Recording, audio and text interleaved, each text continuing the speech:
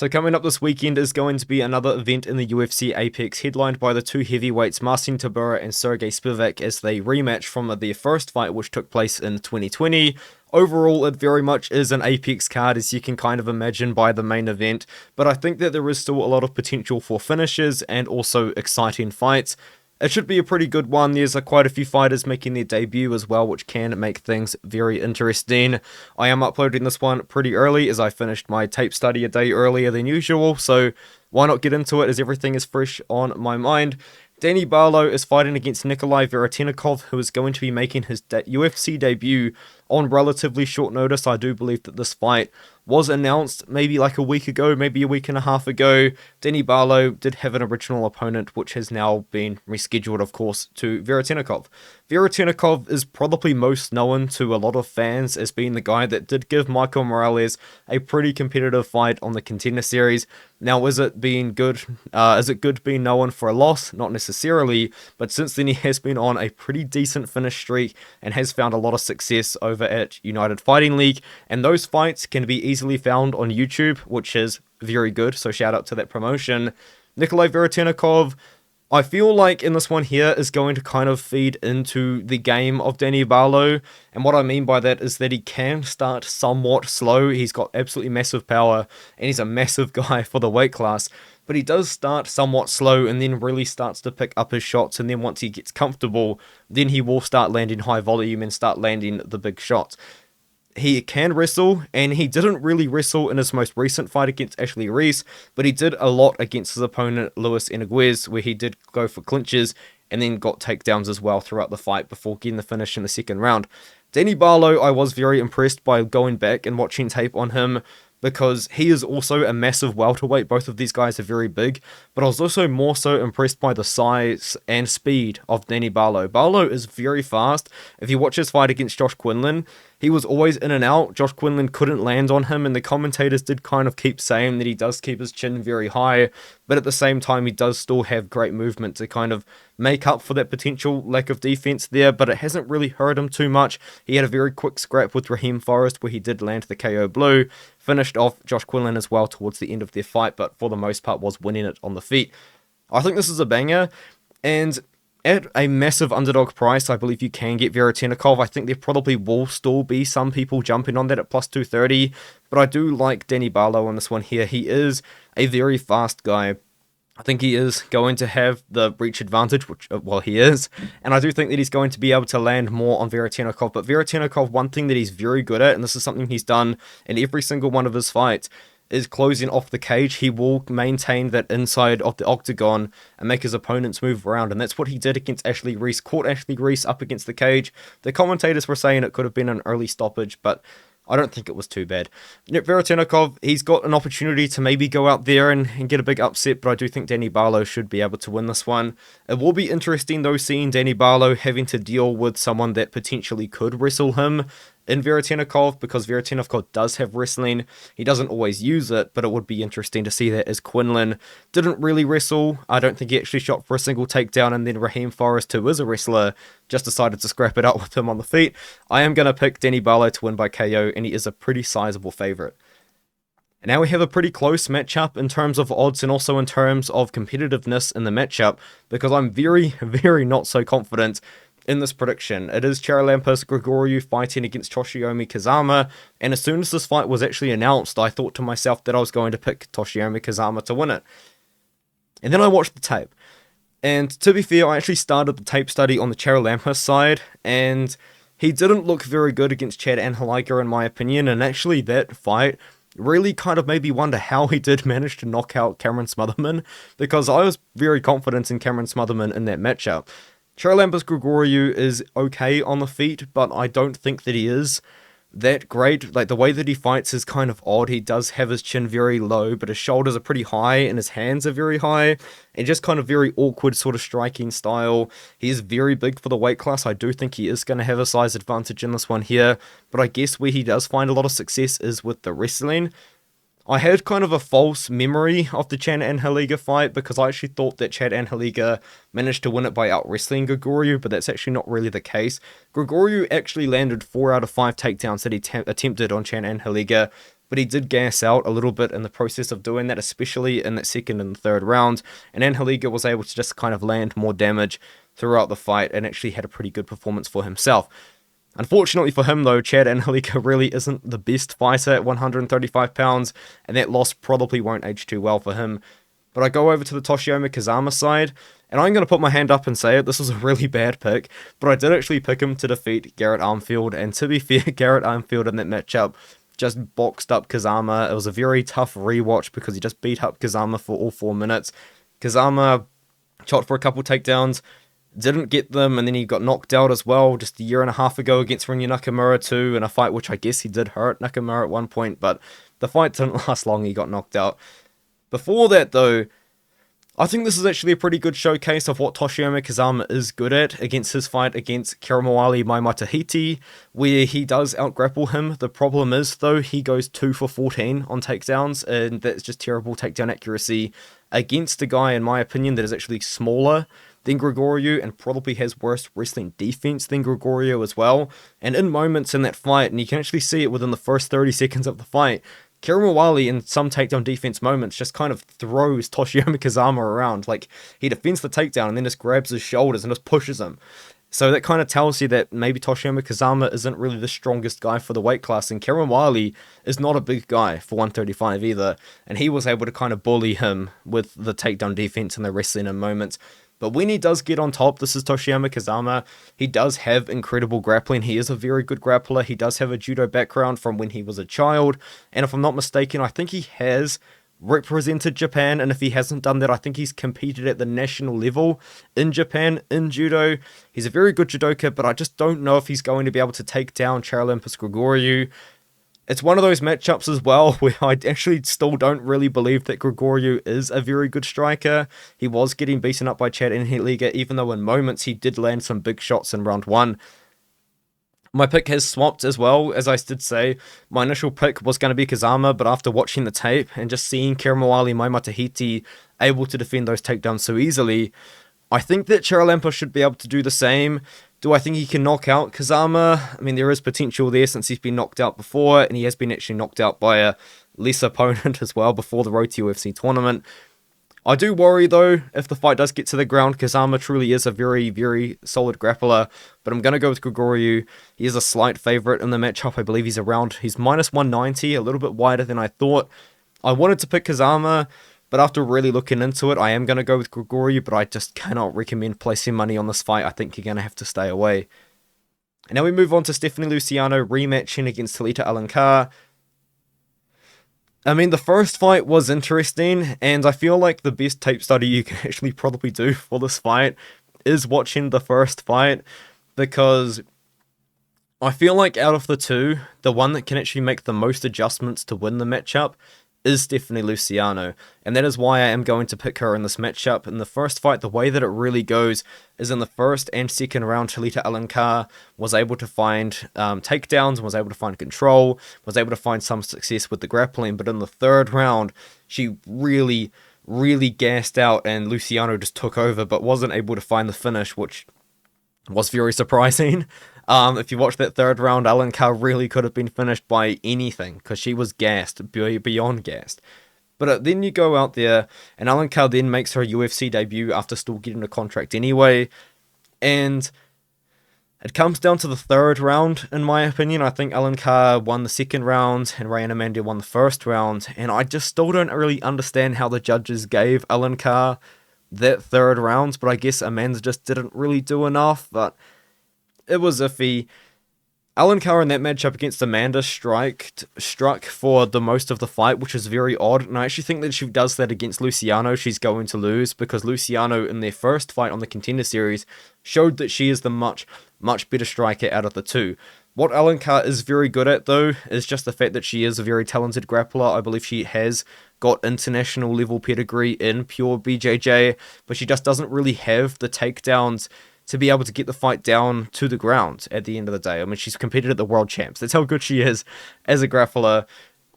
But if you watch the first fight as well, the biggest kind of thing that you notice is that Luciano is so much bigger than Alencar. I mean, Alencar is absolutely tiny for the weight class, and she looked small against Rayani Amanda, who was a former atomweight. She fought for Invicta and won the title as a 105-pound fighter.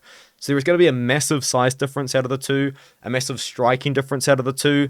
And if Luciano can defend the takedowns against Alencar better than she did on the Contender Series, which I believe coming into this fight camp and also coming off that draw on the Contender Series, that's probably something her whole team has kind of realized she needs to work on, because she is a very good striker for the division.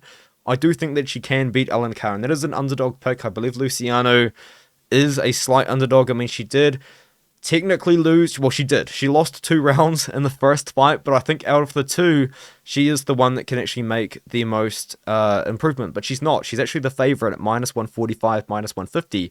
I'm a little bit surprised about that, I guess, but it does make sense. Alencar doesn't really seem to have made that much improvement. She can't really, I mean, she can't get bigger because she's just naturally 5'1", but she's really small for the weight class, and I do think that Luciano is the one that probably could make the most improvements out of the 2, so I'm going to go with her to win by decision by landing much more damage on the feet. Yana Santos will be fighting against Chelsea Chandler, and this is a really hard fight to predict, because I watched back Yana Santos versus Karol Rosa and actually kind of come to the conclusion that I think that Yana Santos has a very, very strong case for winning that fight. She outlanded Karol Rosa pretty significantly on the feet. I actually think it was nearly 2-1, and also spent a lot of the time in control time up against the cage. Now, I do understand that if you're controlling and not doing damage, it doesn't really count, but I don't know, I feel like you definitely could still somewhat apply it, because it was a very, very even and close fight. Yana Santos, I think, probably could have and should have won the fight against Rosa, and now she's fighting against Chelsea Chandler. And the reason why I'm going to pick Chelsea Chandler in this matchup is actually for a variety of reasons. One of them is because I'm pretty confident the fight is at bantamweight, and I would be very, very surprised if Yana Santos at this point in her career can make 135 pounds. I know Chelsea Chandler failed to do it 4 months ago against Nunes, but I mean, it's at 135. I'm pretty confident it is. There's no woman's 145. So I think Yana Santos, both of these girls probably will struggle to make the weight class at 135 pounds, and I think that could be a factor. Another factor as well that I very heavily consider is the fact that Holly Holm was able to out-wrestle Yana Santos and got, I believe it was 4 out of 6 takedowns in their matchup, if that number is correct. And Irene Aldana, I believe, also got takedowns in that matchup. The point is that I'm trying to make is that I do believe that Chelsea Chandler can actually out-wrestle Yana Santos in this fight. She attempted a few takedowns against Norma Dumont, but didn't really get them, and did get out-grappled in that matchup, and then also rocked on the feet, and she sprinted away in that kind of viral meme, which is still hilarious, I have to say. But against Josiana Nunes, she did kind of just use her size and out-wrestled Nunes, and found a lot of control time on the ground and up against the cage. I'm going to go with Chandler here. I think that she's going to get takedowns on Santos, and that is pretty much why I am picking her here. I'm once again not that confident. I think this whole card is a very difficult card to predict, and I wouldn't be surprised if there are other people on the other side. But Chelsea Chandler is an underdog right now, plus 108, plus 102, so the line might be able to flip. But I do think that Chandler will be able to win a decision, finding the takedowns in this one here. And now we can move up to Karl Williams fighting against Jhonata Diniz. This is a fight where I actually disagree with the odds. I think that Karl Williams is probably a little bit more of a favorite than he should be. I believe he's actually about -250 right now. I'm just trying to find it on fight odds right now. Karl Williams is -225, -230 on the sportsbook here. So Jhonata Diniz is plus 190 as an underdog. And maybe there will be people out there picking him, but I'm not going to be. I am going to pick Karl Williams here. I think that he should be able to out-wrestle Jhonata Diniz, and that's what he has actually found the most of his success at this heavyweight weight class, is by doing that. If you do look through his career, for the most part, Karl Williams actually fought at 205 pounds, but then took a short notice opportunity against Jimmy Lawson, who I believe is actually a former D1 wrestler, and out-wrestled Jimmy Lawson at heavyweight. And I think just from there, he was like, you know what, if I can out-wrestle these heavyweights, I should be able to win. And that's just kind of what he's done throughout his entire career. Yes, he did have a very interesting performance against Chase Sherman, which Sherman was able to find a lot of success on the feet. But he backed it up by a win against Justin Taffer, who must have been a short notice replacement for his brother, which is what they did at that period of time, swapped in and out for each other. I like the wrestling of Karl Williams here. If you do look at Jhonata Diniz, he's a prospect that I was very excited about because on paper, he is just he's just a beast, really. I mean, he's a former Glory kickboxing fighter, and then he come over to MMA, knocked out everyone in the first round, aside from Austin Lane, who managed to make it to round 2 with him. But he's looked good. The thing about Diniz, though, is on the feet, I don't think it's really going to matter too much because I think Williams is just going to be shooting for the legs. But on the feet, Jhonata Diniz is very, very powerful, but I think he's still quite slow. It's very difficult to explain, but if you do watch his fights, you will understand what I mean.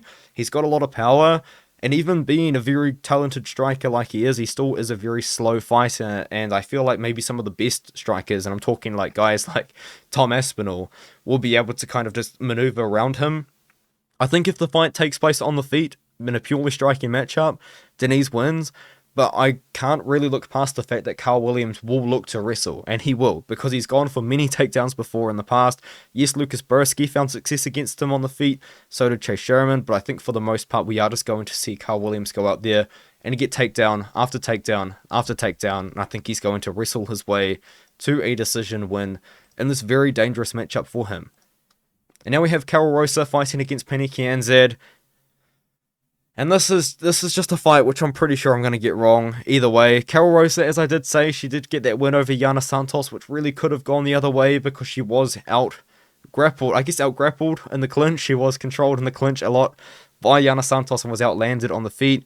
And then Penny Kianzad was actually a fighter at one point who was on a very good win streak and was kind of looking like she may have actually been on her way, potentially, to finding a title shot where she actually lost to the current champion, Raquel Pennington, in 2021. Now, I guess in hindsight, these aren't the best wins in the world, but she still did have a very big win streak at one point. I believe that the odds for this one do actually favour Penny Kianzad. No, they don't. Karol Rosa's -170. Penny Kianzad is +145. I believe that probably is from her more recent performances. You know, she did get submitted by Macy Chiasson, but she's massive for the weight class. Ketlen Vieira is a pretty decent fighter as well for the weight class too. I don't feel good about the pick at all. I'm going to pick Penny Kianzad. I mean, it's just one of those fights where they're just clinch merchants at the end of the day. They just want to control in the clinch, and I think that Penny Kianzad is going to be the stronger fighter. And Karol Rosa was, as I said, not throwing many volume against Yana Santos and gassed out as well in the third round. Irene Aldana finished her. No, she didn't. Decision. Anyway, I'm going to pick Penny Kianzad in this matchup here. I don't feel good about it. It seems like everyone's on Karol Rosa, but I can't get behind it. I can't. So I'm going to go with Kianzad. I don't feel good about that pick at all, though. Now, Chepe Mariscal does fight against Damon Jackson. I think that this is an interesting one because it could favour Damon Jackson if he goes to use the wrestling and the grappling, which we didn't really see much of until he fought against Alexander Hernandez. Chepe Mariscal was actually a pretty big favourite right now. He is -250, and I think it is just because the odds makers and I guess the people placing money on him now about a week out from the fight are expecting him to be able to defend the takedowns and keep the fight on the feet and win with the striking.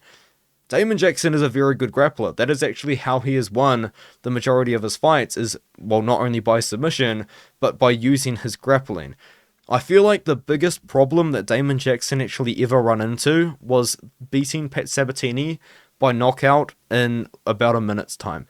Because I think that made Damon Jackson believe that he was a much better striker than he actually is. Because if you go out there and you watch his fight against Dan Ige, he doesn't really shoot for takedowns, and he just spends the whole fight getting outstruck by him. And the same sort of thing happens against Billy Quarantillo as well, and they're both pretty poor performances because Damon Jackson didn't go to what made him, well, Damon Jackson in the first place. He fights Alexander Hernandez, he does get dropped in that matchup, does get hurt on the feet, but actually does land more volume overall, and gets a couple of takedowns and wins that fight using ground control time. Chepe Mariscal has been pretty interesting in the UFC. He made his debut against Trevor Peek, out-wrestled Trevor Peek by shooting a lot of takedowns in that matchup, upper weight class. Comes back against Jack Jenkins, was arguably losing against Jack Jenkins, but then kind of throws a judo throw, and Jack Jenkins breaks his arm.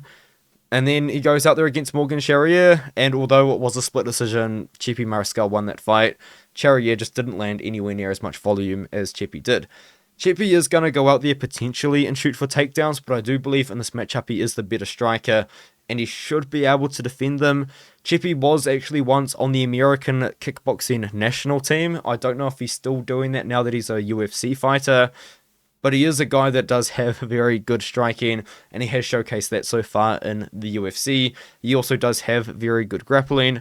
My biggest worry about Chepe is something that nobody has been able to kind of do to him, is just the fact that he has been knocked out quite a few times outside of the UFC, and I do bring it up every time he fights and every time Joanna fights, but this is the scariest KO loss I've ever seen, and then he got knocked out by Steve Garcia soon after.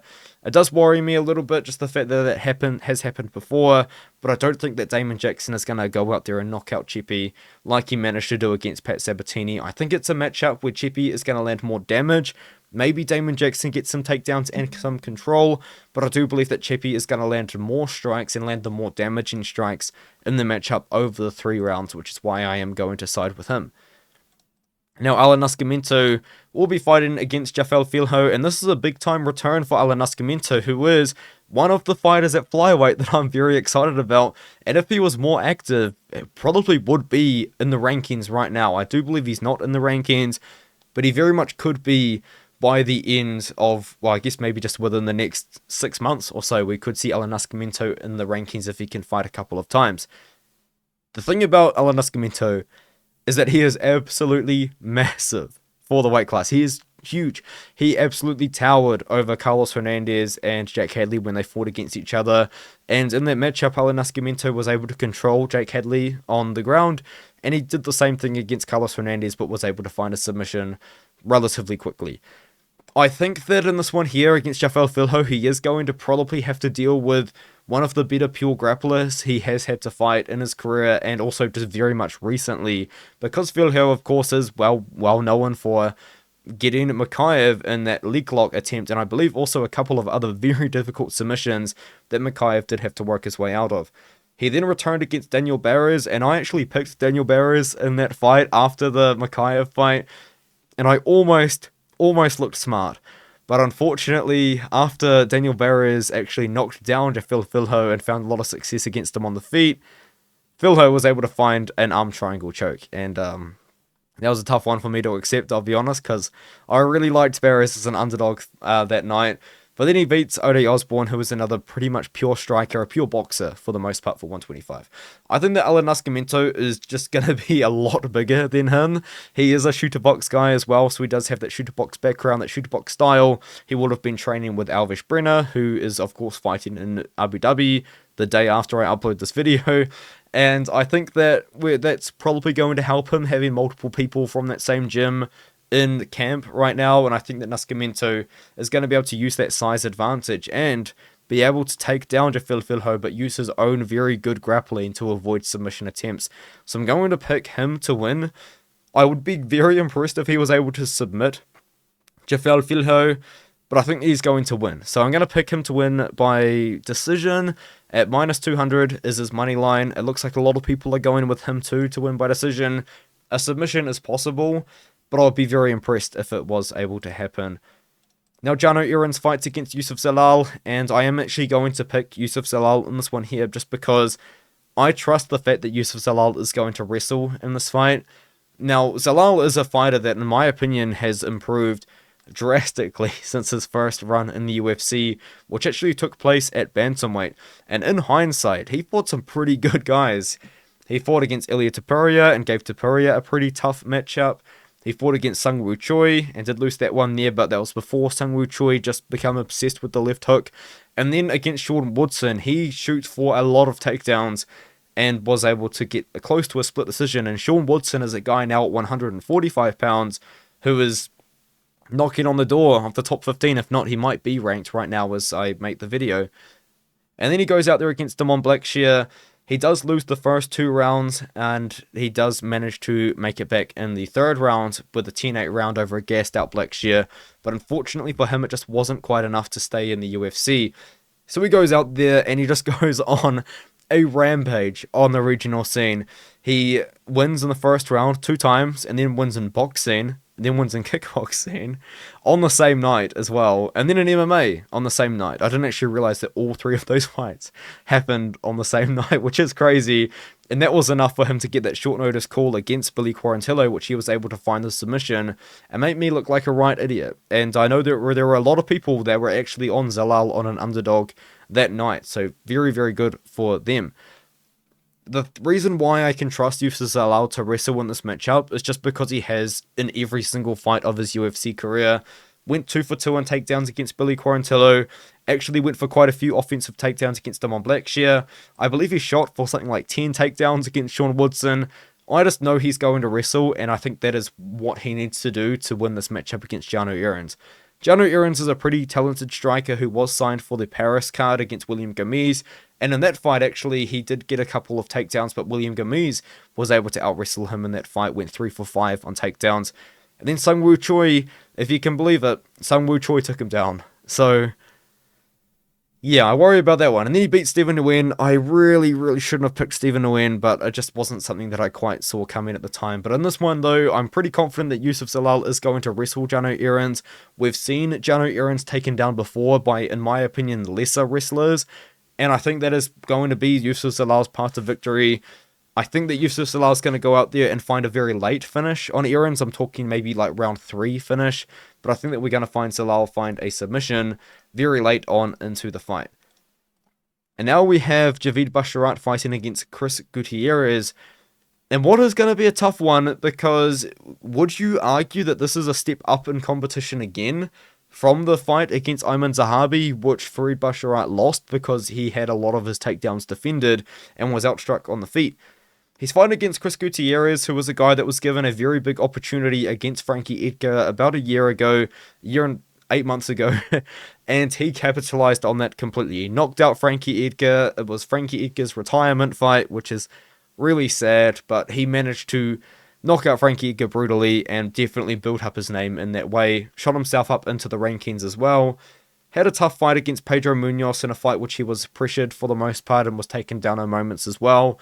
Was just overall outboxed, and that was kind of a little bit of a red flag because that's what Gutierrez is best at, and he was outclassed in his own game in that one there. Goes out there against Alateng Haley. I guess a key factor about this fight against Alateng Haley is the fact that Alateng Haley was able to take down Chris Gutierrez twice, attempted 4 takedowns, got 2 of them, but he was able to beat Alateng Haley, and although Alateng Haley's record isn't that good, he is a very talented fighter overall, a very technical striker with solid wrestling to back it up, and he loses to Song Yadong in a fight which I'm pretty confident he actually accepted on short notice, so not too much shame in that one there. I am going to pick Javid Basharat. I'm going to say as well, I didn't see his loss to Ayman Zahabi coming at all. I think he was actually a pretty big favourite in that matchup, and he did really, for lack of better term, shit the bed in that one. He just didn't get takedowns. He got outstruck on the feet.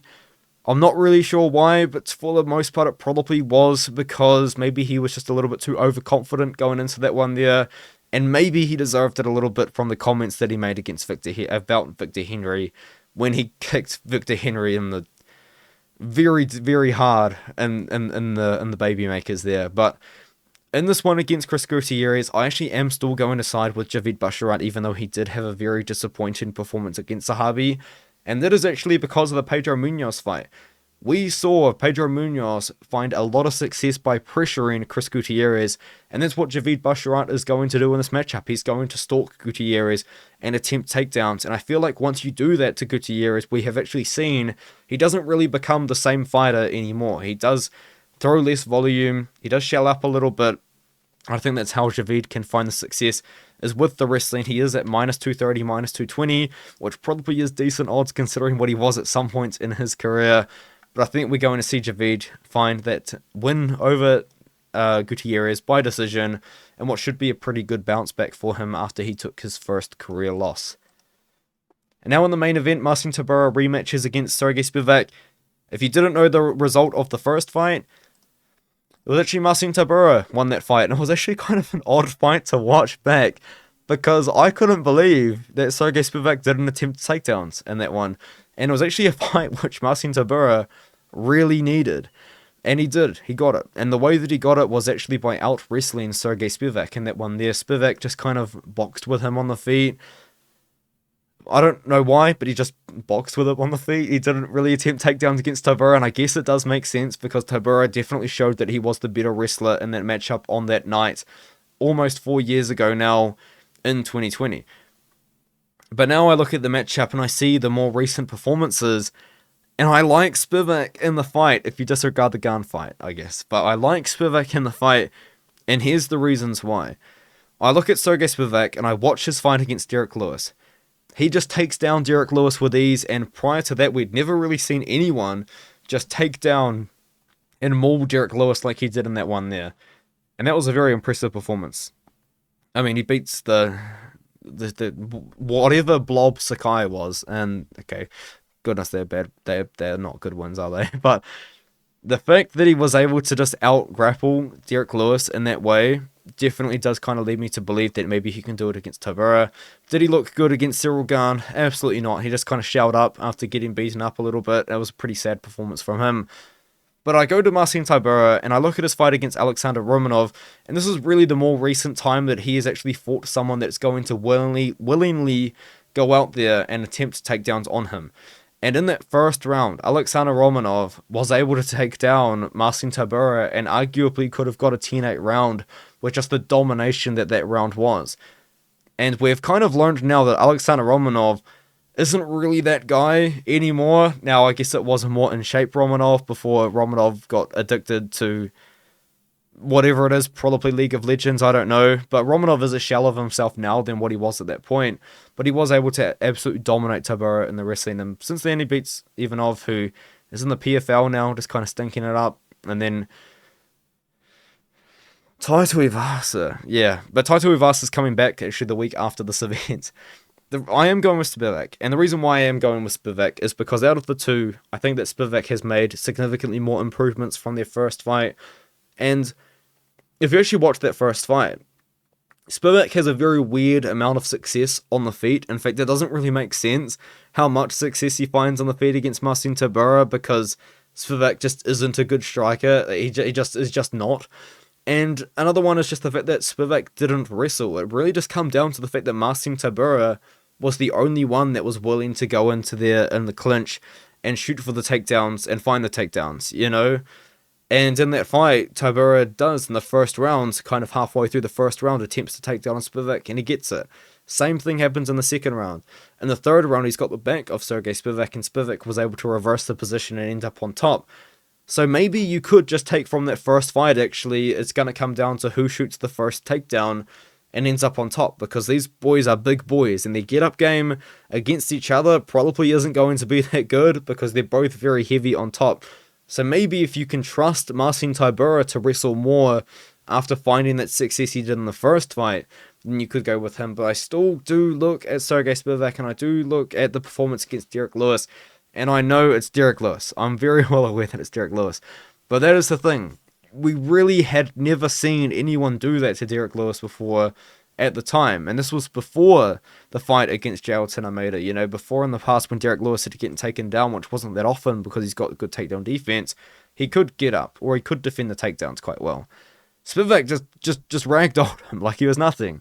So, for that reason, I do believe that Sergey Spivac can find success against Tybura here in this matchup. And again, on the feet, he found success against Tybura in the first one. I believe Spivac is the underdog. It's about even odds, really, which does make a lot of sense because it's a very close fight that I'm not that confident in. But Tybura on Bet Online right now as we speak is -116, and Spivac is -104. That's it for the predictions of the UFC card. Let me know what you think of these ones here. I believe there is going to be a short notice fight added because Yusaku Kinoshita versus Johnny Parsons literally got cancelled, I believe, a couple of hours before I started recording this video. So later on in the week, I'll just do like an announcement prediction video like I typically do. And another one as well is there's no PFL on this weekend, but I believe, or next weekend I should say, but I believe there is in 2 weeks. So keep an eye out for that on my channel. And Contender Series starts up, I believe, in 2 weeks as well. So with all of that being said, I'll see you guys in the next one.